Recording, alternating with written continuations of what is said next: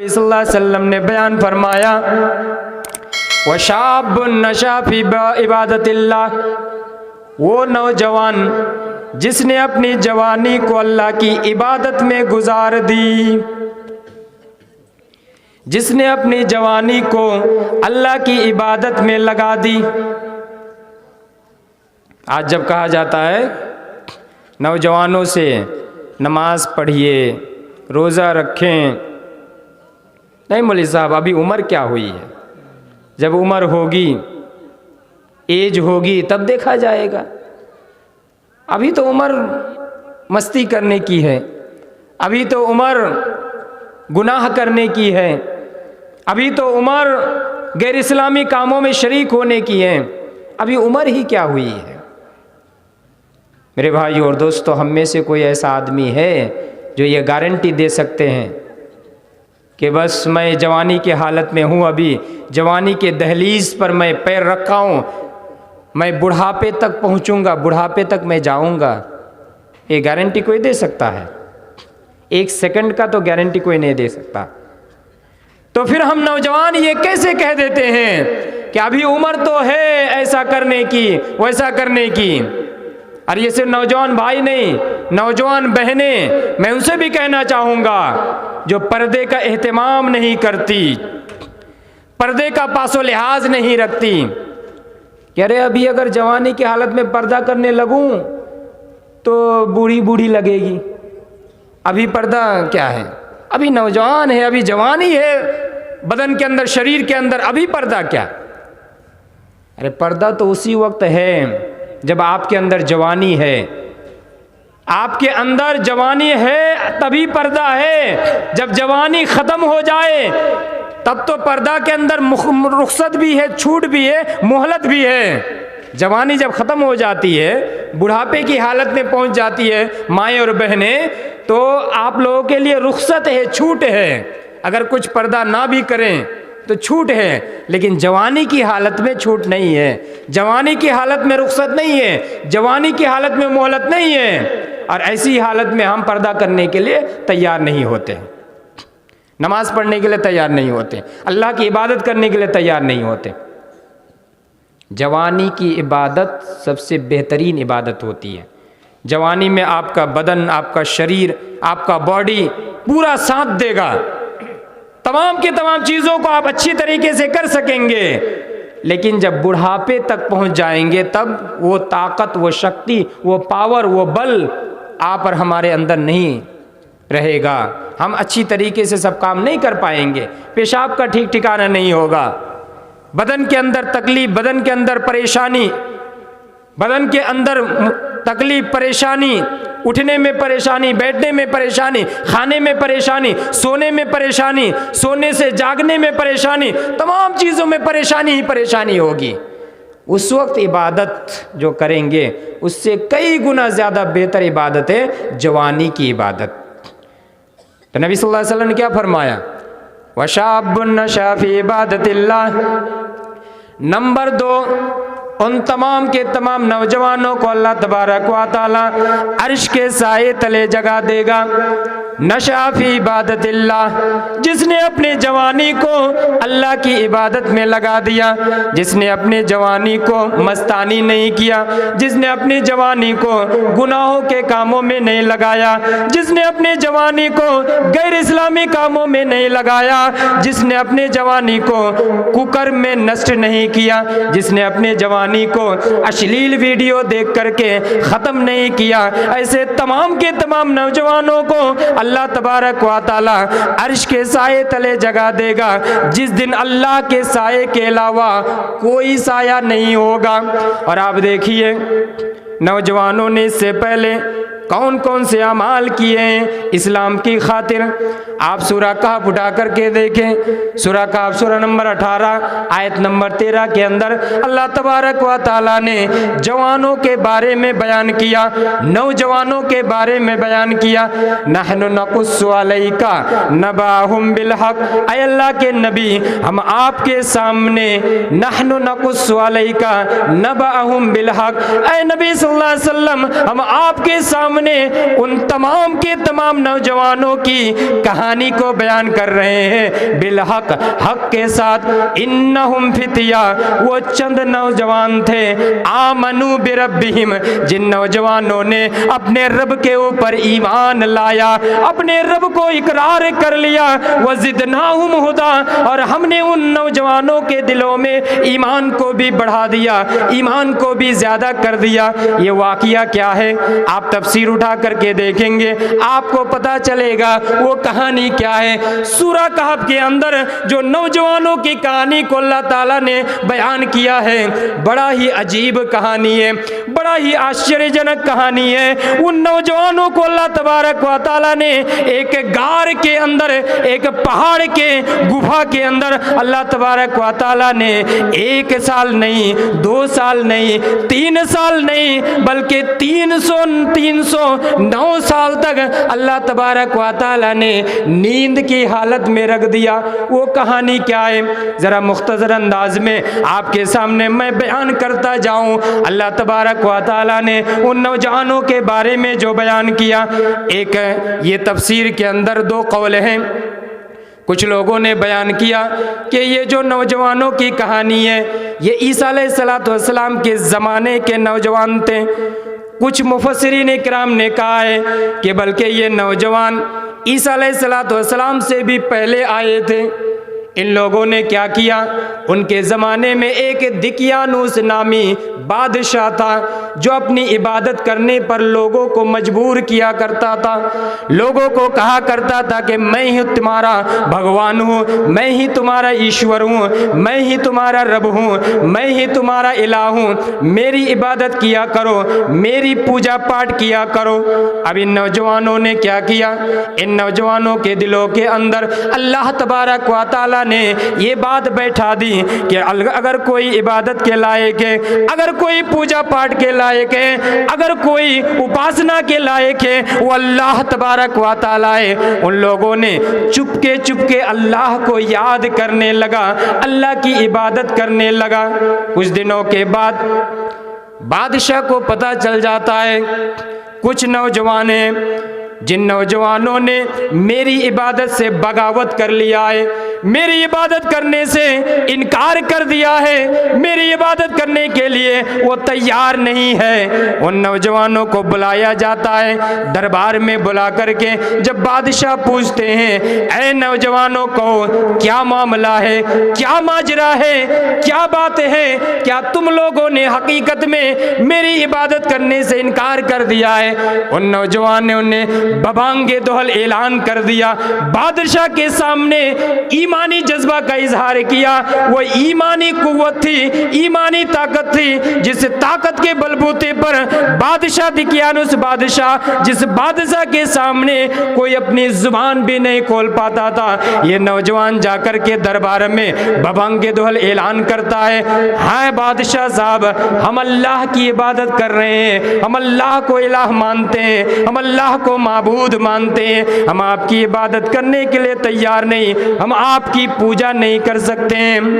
ये कहना था, बादशाह गुस्सा हो जाता है और उनके खिलाफ ऐलान जारी कर देता है कि उनको पकड़ लिया जाए और पकड़ करके जान से ख़त्म कर दिया जाए। हर एक इंसान को ये डर लायक होता है, हर एक इंसान को ये खौफ लायक होता है, अपनी जान प्यारी हर एक को होती है। ये नौजवान भी अब ये चुपके से वहाँ से भाग निकलते हैं और अपने जान बचाने के लिए भागते भागते एक गार के गुफा में जाकर के, एक पहाड़ के गार और गुफा में जाकर के छुप जाते हैं। और वहाँ जब छुपते हैं, अल्लाह की तरफ से उनको सुला दिया जाता है और वो 1 साल नहीं, 2 साल नहीं, 3 साल नहीं, बल्कि 309 साल तक नींद की हालत में रहते हैं।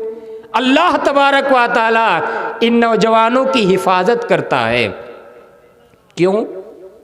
इसलिए कि इन लोगों ने अपनी जवानी को अल्लाह के काम में लगाया, अपनी जवानी को इबादत में लगाया, अपनी जवानी को अल्लाह की तौहीद को समझने और उस पर अमल करने में लगाया। इन्नहुम फितिया, कुरान मजीद के अल्फाज, सूरह कहफ सूरह नंबर 18 आयत नंबर 13, इन्नहुम फितिया, फितिया ये ग्रामर से एक ताल्लुक है। फितिया ये प्लूरल है, हम लोग जानते हैं ना सिंगुलर प्लूरल। फितिया ये प्लूरल है बहुवचन, और एक वचन सिंगुलर क्या है, फतन। और ये फितिया है जमा किल्लत, यानी इसका माना होता है 3 से लेकर 9। फितिया के अंदर माना होता है 3 से लेकर 9, यानी इन नौजवानों की तादाद 3 से लेकर 9, 3 या 4 या 5 6 7 8 9, बस 9 से ज़्यादा नहीं या 9 से कम, 3 से लेकर 9। ये चंद नौजवान थे, इन चंद नौजवान ने ऐसा कर दिखाया, बादशाह के खिलाफ बगावत कर दिया। वो ईमानी जोश उनके अंदर ताकत दिलाया, ईमानी जोश ने उनको ये सब करने पर उभारा। पता क्या चला कि इन लोगों ने अपनी जवानी को ईमान के काम में, जवानी को इस्लाम के काम में, जवानी को अल्लाह की इबादत में लगाया। आप देखिए इब्राहिम अलैहिस्सलाम, इन्होंने भी क्या किया, अपनी जवानी को ईमान के काम में, इस्लाम के काम में लगाया। कालू समेना फता यज़कुरुहुम युकालु लहू इब्राहिम, सूरह अंबिया आयत नंबर 60 उठा करके देखें। मैं सिर्फ थोड़ा सा इशारा कर दे रहा हूँ। इब्राहिम अलैहिस्सलाम ने जब बुतों को अपने हाथ से तोड़ा, और ये तमाम के तमाम मुशरिकीन, ये तमाम के तमाम काफिरीन जब वापस आते हैं मेले से, आकर के देखते हैं कि हमारे जितने भी बुत हैं तितर बितर होकर के गिरे पड़े हैं। इन लोगों ने आकर के आपस में गपशप किया, आपस में चीमी गोइयाँ शुरू हो गई। ये काम किसने किया, ये हमारे माबूदों के साथ बेइज्जती किसने किया। कुछ लोगों ने फिर कहा, कालू समेना फता, हमने सुना है एक नौजवान को इन तमाम चीज़ों के खिलाफ बातें करते हुए, युकालु लहू इब्राहिम, उनको इब्राहिम कहा जाता है। इस आयत से भी पता चलता है इब्राहिम अलैहिस्सलाम को फतन कहा गया, यानी जवान कहा गया। इन्होंने भी अपनी जवानी को इस्लाम के काम में लगाया, ईमान के काम में लगाया। यूसुफ अलैहिस्सलाम ने भी अपनी जवानी की हिफाजत की। जुलैखा ने जिना करने पर उभारा, जुलैखा ने कुकर्म करने के लिए उभारा, लेकिन यूसुफ अलैहिस्सलाम ने अपनी जवानी की हिफाजत की। यूसुफ अलैहिस्सलाम के दिल के अंदर अल्लाह का खौफ था, अल्लाह का डर था कि जुलैखा, मैं एक नौजवान हूँ, मेरे अंदर भी वो कशिश है, मेरे अंदर भी अल्लाह तबारक व तआला ने वो चाहिदा पैदा किया है, मेरे अंदर भी वो सेक्सुअल डिजायर है, लेकिन मैं अल्लाह को देख करके डरता हूँ, अल्लाह का खौफ मेरे अंदर है। जुलैखा कामयाब नहीं हो पाई। यूसुफ अलैहिस्सलाम ने अपनी जवानी की हिफाजत की।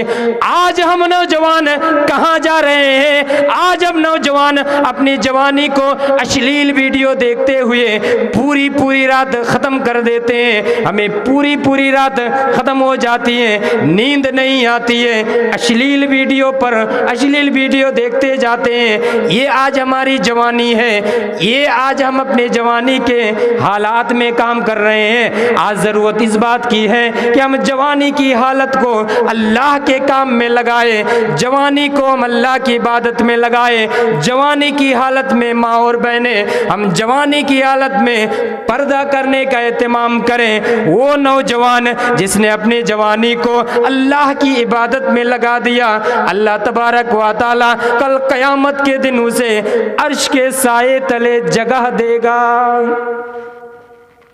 उस नौजवान को दिया जाएगा जगह, उस नौजवान को नहीं दिया जाएगा जिसने अपनी जवानी को ख़राब किया, अपनी जवानी को नष्ट किया, अपनी जवानी को तबाह व बर्बाद किया। उस नौजवान को नहीं दिया जाएगा। फॉर एग्ज़ाम्पल, उदाहरण के तौर पर मैं एक मिसाल देना चाहता हूँ। कोई इसको गलत मत समझिएगा, गलती से या दूसरा माना मत लीजिएगा, मैं सिर्फ समझाने के लिए बयान कर रहा हूँ। ये जो जवानी की इबादत होती है ना, इसकी अहमियत समझाने के लिए मैं बयान कर रहा हूँ, ये मिसाल देना चाहता हूँ।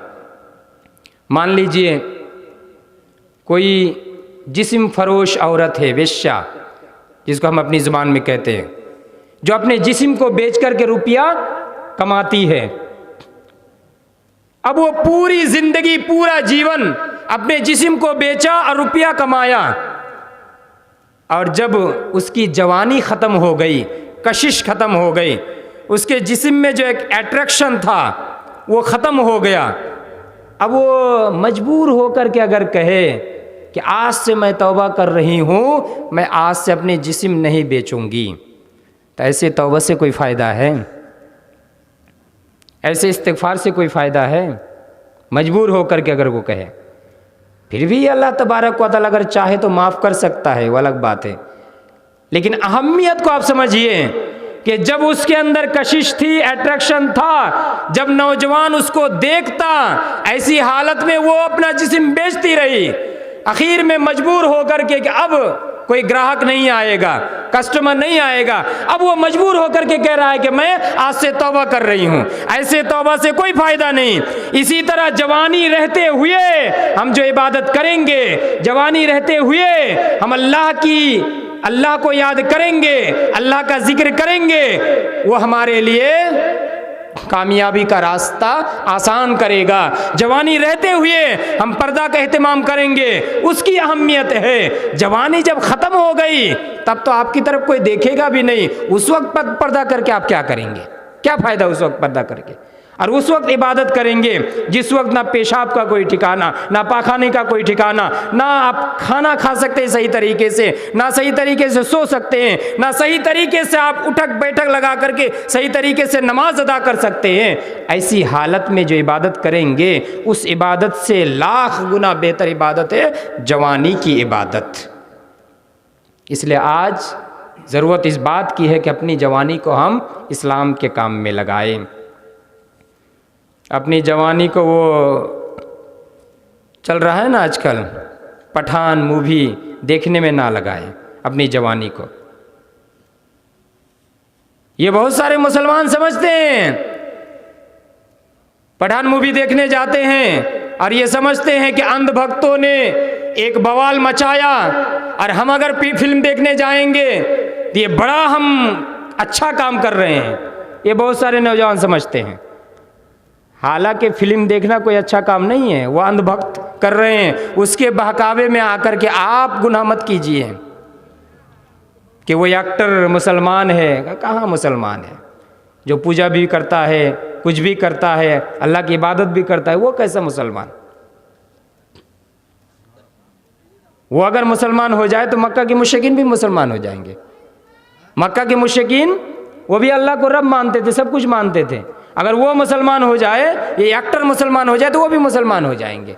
मैं फतवा नहीं लगा रहा हूँ, मैं सिर्फ कंपेयर कर रहा हूँ। आप फतवा लगाएंगे, आप देखेंगे मक्का के मुशरिकीन ये भी अल्लाह को रब मानते थे, खालिक मानते थे, मालिक मानते थे। तो अगर ये मुसलमान हो तो वो भी मुसलमान हो जाएंगे। इसलिए ये गलतफहमी में मत रहिए। हाँ, ये पॉलिटिक्स है, राजनीति है, वो अलग बात है, वो लोग कर रहे हैं। लेकिन हम लोग उनके बहकावे में आकर के ये ना समझे कि हम बड़ा अच्छा काम कर रहे हैं।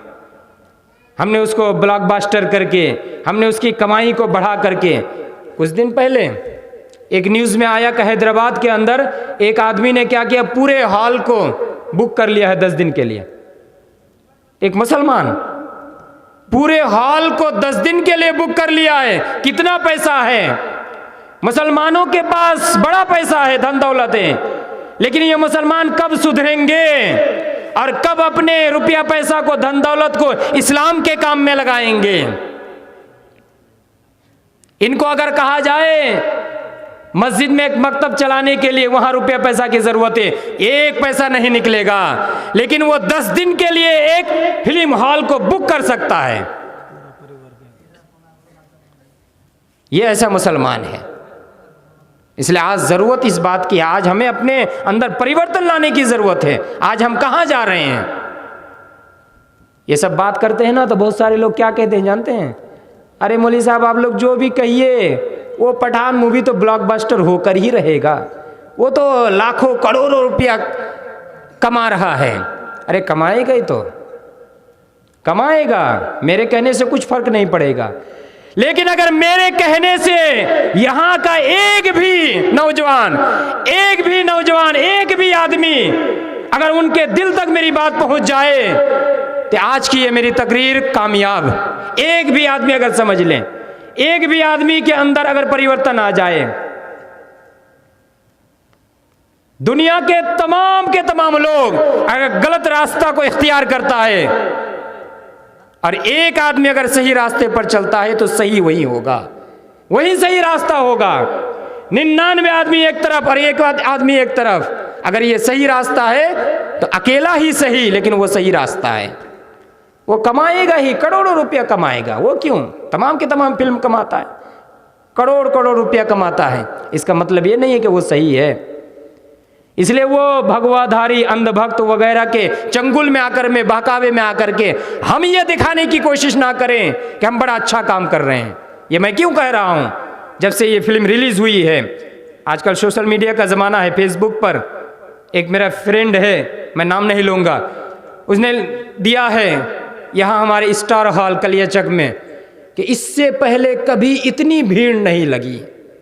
पहली बार इतिहास रच दिया, पहली बार इतनी भीड़ और इतनी भीड़ इकट्ठी हुई है, इससे पहले कभी इतनी भीड़ नहीं दिखाई दी। ये सबके कौन थे? सबके सब मुसलमान, सबके सब मुसलमान। और वो डायलॉग बाजी करते हैं। आप एक आयत देखिए, कुरान मजीद देखिए, कुरान मजीद की आयत के अंदर आप जब गौर करेंगे ना, हक्का बक्का रह जाएंगे।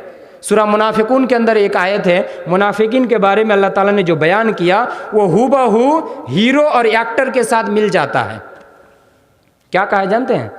हम लोग हीरो को देख करके बड़ा ये करते, ताज्जुब करते हैं ना, उसका बॉडी वगैरह देख करके, 6 पैक 8 पैक देख करके, और उसका डायलॉग देख करके। अरे हीरो पर्दे पे आकर के, स्क्रीन पर आकर के जब एक डायलॉग कह देता है तो एकदम बवाल मच जाता है, सीटियां बजने लगती है, ये जो हम कहते हैं ना, और उसमें हम एकदम हक्का बक्का रह जाते हैं और कितना मज़ा आता है। इसका ही नक्शा अल्लाह ताला ने सूरह मुनाफिकून के एक आयत के अंदर खींचा है। मुनाफिकीन के बारे में क्या बयान किया? व इन रायतहुम तुजिबुका जसामुहुम वइन तक़ूलु तस्मा लिक़ौलिहिम।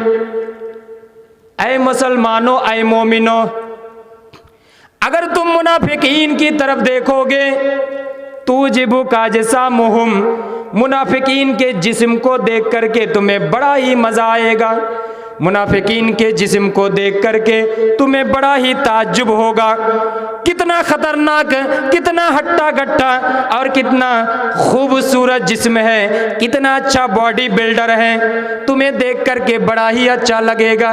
वहीं यकूलू, और जब वो मुनाफिकीन बात करते हैं, जब डायलॉग बाजी करते हैं, तो तुम्हें तस्मा लिक़ौलिहिम, तुम उनके डायलॉग को सुनते रह जाओगे, सुनते रह जाओगे, तुम्हें मजा आता रहेगा, तुम्हें बड़ा ही अच्छा लगेगा।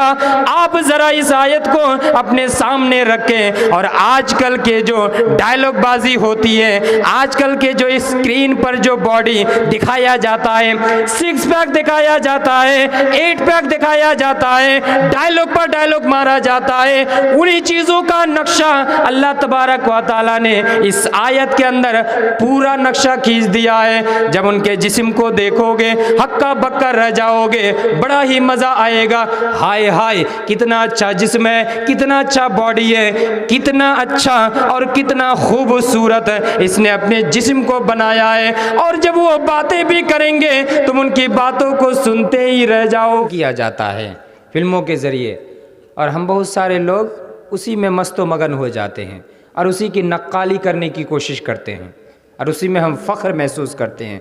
अल्लाह ताला ने बहुत पहले इसका नक्शा खींच दिया है कि मुनाफिकीन भी ऐसे होते थे। क्यों? इसलिए कि जो दुनिया को प्रीफर करते हैं ना, दुनिया को तरजीह देते हैं, वो दुनिया के अंदर सब कुछ करने की कोशिश करते हैं, इसलिए कि उनके लिए दुनिया ही सब कुछ है, दुनिया ही सब कुछ है, आखिरत कुछ नहीं है।